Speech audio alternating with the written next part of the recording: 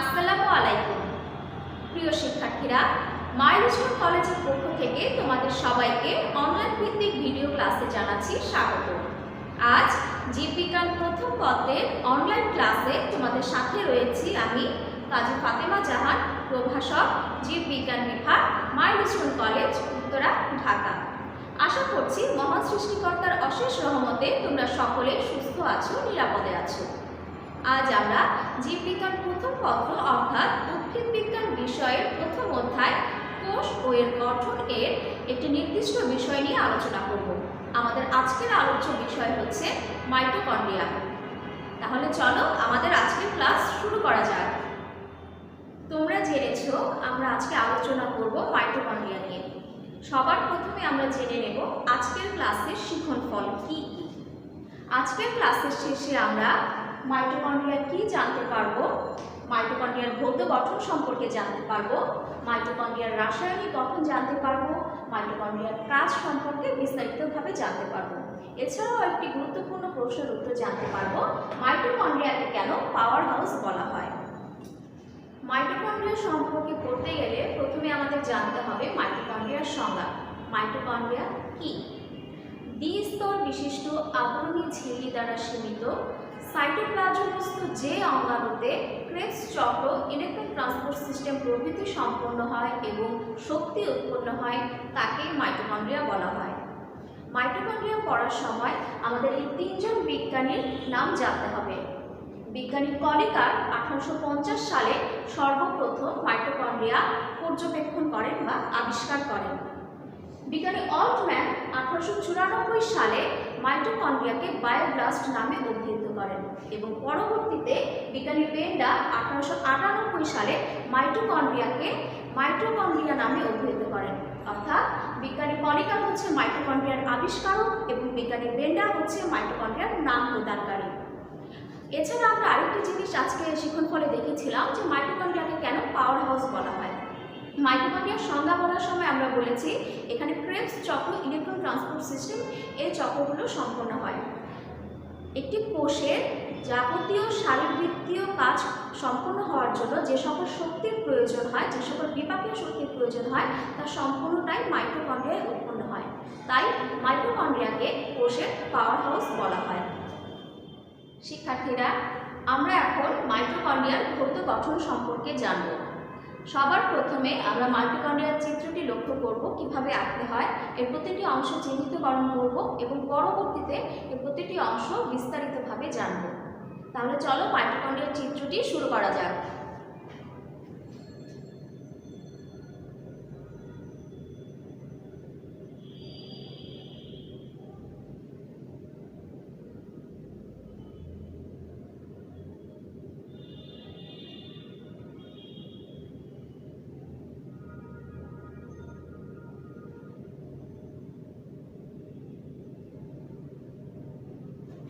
Mitochondria lipoprotein নির্মিত দ্বিস্তরী ঝিল্লি দ্বারা আবৃত থাকে। বাহিরের যে স্তরটি তাকে বলা হয় বহিঃপর্দা।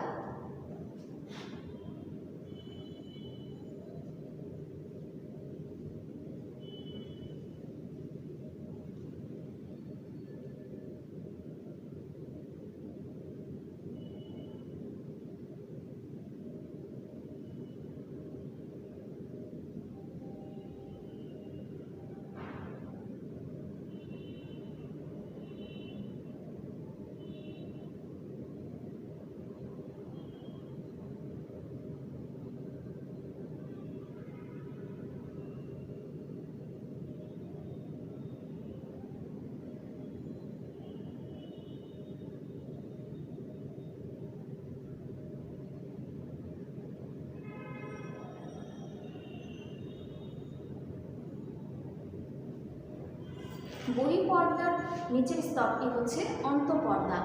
অন্তঃপর্দা আঙুলের মতো ভাঁজ সৃষ্টি করে, একে বলা হয় ক্রিস্টি।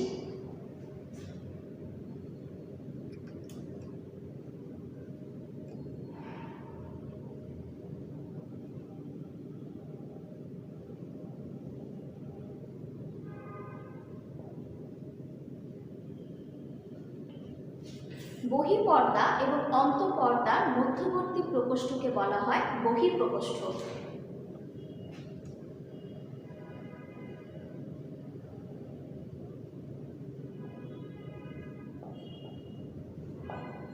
এবং অন্তঃপর্দার অভ্যন্তরের প্রকোষ্ঠকে বলা হয় অন্তঃপ্রকোষ্ঠ।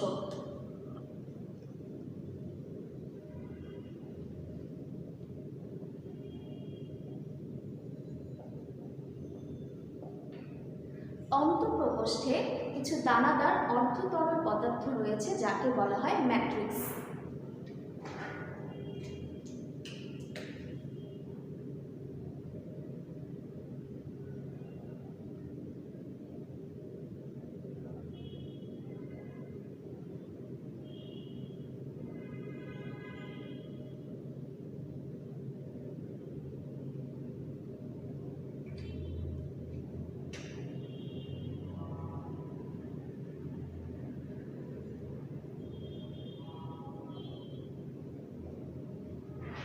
পৃষ্ঠটিতে কিছু সবৃন্ত বস্তু দেখা যায়, গোলাকার বস্তু দেখা যায় যাকে বলা হয় ইটিএস এবং এটিপি সিনথেটেজ। এদেরকে পূর্বে অক্সিজেন নামে অভিহিত করা হতো, বর্তমানে এদেরকে F1 কণা বলা হয়।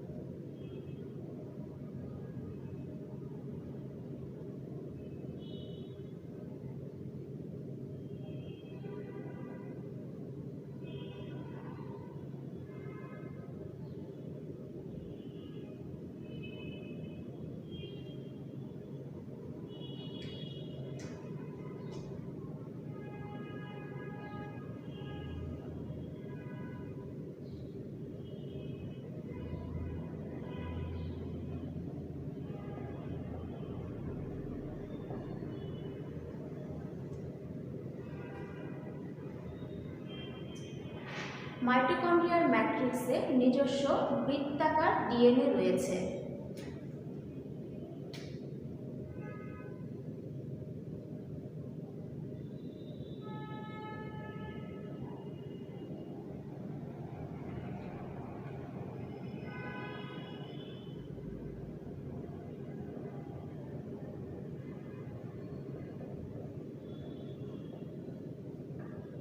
এছাড়াও কিছু 70S প্রকৃতির রাইবোসোম এবং আরএনএও রয়েছে।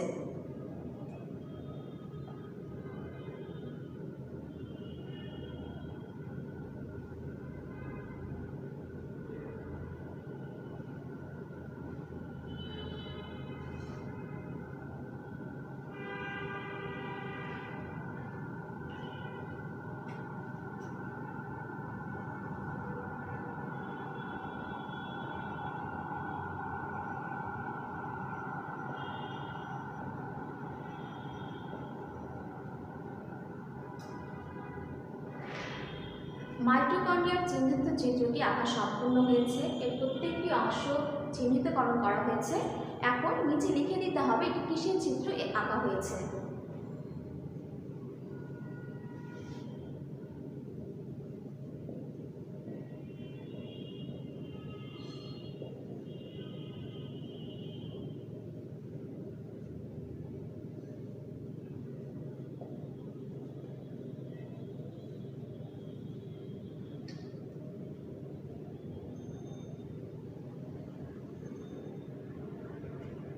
শিক্ষার্থীরা, এবার চলো এর প্রত্যেকটা অংশ সম্পর্কে বিস্তারিতভাবে আলোচনা করা যাক। মাইটোকন্ড্রিয়ার ভৌত গঠনের প্রধান অংশসমূহ দেখে নেওয়া যাক। প্রথমেই রয়েছে আবরণী। তোমরা জেনেছ মাইটোকন্ড্রিয়া দ্বিস্তর বিশিষ্ট লিপোপ্রোটিন ঝিল্লি দ্বারা আবৃত। বাহিরের স্তরটিকে বলা হয় বহিঃপর্দা, যেটি ভাঁজবিহীন। এটি মূলত রক্ষণাত্মক মেমব্রেন হিসেবে কাজ করে। এখানে বিভিন্ন ট্রান্সপোর্ট প্রোটিন রয়েছে যা বাহিরে থেকে ভেতরে বিভিন্ন অণু আয়নের আদান প্রদানে সহায়তা করে থাকে। এরপরে রয়েছে অন্তঃপর্দা। ভেতরের দিকে যে পর্দাটি রয়েছে একে বলা হয় অন্তঃপর্দা। অন্তঃপর্দা ভেতরের দিকে আঙুলের মতো অভিক্ষেপ সৃষ্টি করে যাকে বলা হয় ক্রিস্টি। এরপরে রয়েছে প্রকোষ্ঠ। বহিঃপর্দা এবং অন্তঃপর্দার মাঝখানে যে খালি জায়গাটি রয়েছে একে বলা হয় বহিঃপ্রকোষ্ঠ। এই প্রকোষ্ঠের ব্যবধান 6 থেকে 8 ন্যানোমিটার। এখানে কোএনজাইম এ সমৃদ্ধ তরল পদার্থ রয়েছে এবং ভেতরের দিকে যে প্রকোষ্ঠের খালি জায়গা রয়েছে সেটাকে বলা হয় অন্তঃপ্রকোষ্ঠ। অন্তঃপ্রকোষ্ঠে দানাদার অর্ধতরল পদার্থ রয়েছে যাকে বলা হয় ম্যাট্রিক্স। এরপরে আসা যাক 3 নম্বর অংশে ইটিএস ও এটিপি সিনথেসিস। ক্রিস্টিতে কিছু সবৃন্ত গোলাকার ক্ষুদ্রাকৃতির দানা দেখা যায়। এদেরকে বলা হয় ইটিএস এবং এটিপি সিনথেসিস। এদেরকে পূর্বে একত্রে অক্সিজোম বলা হতো, কিন্তু বর্তমানে F1 কণা বলা হয়। এখানে শ্বসনের জন্য প্রয়োজনীয় ক্রেবস চক্র ইলেকট্রন ট্রান্সপোর্ট সিস্টেম সম্পন্ন হয়। এরপরে বৃত্তাকার ডিএনএ ও রাইবোজোম। মাইটোকন্ড্রিয়ার নিজস্ব বৃত্তাকার ডিএনএ রয়েছে। এছাড়াও এখানে 70S প্রকৃতির রাইবোজোম রয়েছে যেগুলো আদি প্রকৃতির, আদি কোষীয় প্রকৃতির। তাহলে আমরা মাইটোকন্ড্রিয়ার প্রত্যেকটি অংশ সম্পর্কে বিস্তারিতভাবে জেনেছি। আমি আশা করছি তোমরা মাইটোকন্ড্রিয়াটি বুঝতে পেরেছো। এবার আমরা জানবো মাইটোকন্ড্রিয়ার রাসায়নিক গঠন সম্পর্কে। কি কি রাসায়নিক উপাদান দিয়ে মাইটোকন্ড্রিয়া গঠিত একটু জেনে নেওয়া যাক। মাইটোকন্ড্রিয়ার শুষ্ক ওজনের প্রায় 65% হচ্ছে প্রোটিন, 29% গ্লিসারাইড, 4% লেসিথিন ও সেফালিন এবং 2% কোলেস্টেরল। এই গঠনে লিপিডের মধ্যে 90% হচ্ছে ফসফোলিপিড এবং বাকি 10% হচ্ছে fatty acid, carotenoids, vitamin E এবং বিভিন্ন অজৈব পদার্থ। তোমরা জেনেছো মাইটোকন্ড্রিয়ার ঝিল্লি লিপোপ্রোটিন সমৃদ্ধ। এখানে প্রায় 100 ধরনের এনজাইম, কোএনজাইম পাওয়া যায়। এছাড়াও প্রায় 0.5% আরএনএ এবং সামান্য ডিএনএও থাকে। মাইটোকন্ড্রিয়ার অন্তঃপর্দায় কার্ডিওলিপিড নামক এক ধরনের ফসফোলিপিড পাওয়া যায়। এই হচ্ছে মাইটোকন্ড্রিয়ার রাসায়নিক গঠন। এবার আমরা জানবো মাইটোকন্ড্রিয়ার কাজ সম্পর্কে। মাইটোকন্ড্রিয়া একটি কোষের যাবতীয় জৈবনিক কাজের শক্তি উৎপাদন করে এবং নিয়ন্ত্রণ করে থাকে। প্রোটিন সংশ্লেষণ এবং শ্বসনের জন্য প্রয়োজনীয় এনজাইম, কোএনজাইম ধারণ করে। ক্রেবস চক্র, ইটিএস এই প্রক্রিয়াগুলো সম্পন্ন করে। শুক্রাণু এবং ডিম্বাণু গঠনের ভূমিকা রাখে, শুক্রাণুর চলনেও ভূমিকা রাখে। মাইটোকন্ড্রিয়া স্নেহ বিপাকে সহায়তা করে থাকে। রক্তকণিকা ও হরমোন উৎপাদনে ভূমিকা পালন করে। ক্যালসিয়াম, পটাশিয়াম প্রভৃতি আয়নের শক্তিও পরিবহনে সহায়তা করে। এছাড়াও মাইটোকন্ড্রিয়া অক্সিডেটিভ ফসফোরাইলেশনের ভূমিকা পালন করে। এর নিজস্ব ডিএনএ, আরএনএ উৎপন্ন হয় বলে এরা বংশগতিতে ভূমিকা পালন করে এবং এরা কোষের পূর্ব নির্ধারিত মৃত্যু নিয়ন্ত্রণেও সক্রিয় ভূমিকা পালন করে থাকে। শিক্ষার্থীরা, আমরা আমাদের আজকের ক্লাসের আলোচনার শেষ প্রান্তে চলে এসেছি। এবার তোমাদের জন্য বাড়ির কাজ। প্রথমেই আমরা একটি উদ্দীপক লক্ষ্য করি। জীবকোষে শক্তি উৎপাদনকারী ক্ষুদ্র অঙ্গাণু যা কোষের পাওয়ার হাউস নামে পরিচিত। এই উদ্দীপকটি দিয়ে তোমরা কি বুঝতে পেরেছো? জীবকোষে বিদ্যমান শক্তি উৎপাদনকারী অঙ্গাণু হচ্ছে মাইটোকন্ড্রিয়া এবং মাইটোকন্ড্রিয়াকে পাওয়ার হাউস বলা হয় সেটাও তোমরা জেনেছো। তাহলে তোমরা উদ্দীপক থেকে বুঝতে পেরেছো যে আজকে প্রশ্নে চাওয়া হয়েছে মাইটোকন্ড্রিয়া সম্পর্কে। এবার আমরা প্রশ্নটি দেখে নেই। মাইটোকন্ড্রিয়াকে কেন পাওয়ার হাউস বলা হয়? তোমাদের জন্য বাড়ির কাজ হচ্ছে মাইটোকন্ড্রিয়াকে কেন পাওয়ার হাউস বলা হয় এই প্রশ্নের উত্তরটি খাতায় লিখে বিষয় শিক্ষককে দেখাবে। শিক্ষার্থীরা, আমাদের আজকের ক্লাসের আলোচনা এখানেই শেষ হচ্ছে। তোমরা সবাই মাইটোকন্ড্রিয়া সম্পর্কে বিস্তারিতভাবে জেনেছো। আশা করছি মাইটোকন্ড্রিয়া নিয়ে তোমরা সব বুঝতে পেরেছো। তারপরেও যদি অংশে কোনো ধরনের সমস্যা থেকে থাকে অবশ্যই বিষয় শিক্ষকের সাথে এই বিষয় নিয়ে কথা বলবে এবং তোমাদের বাড়ির কাজটিও সুন্দরভাবে সমাধান করে বিষয় শিক্ষককে দেখাবে।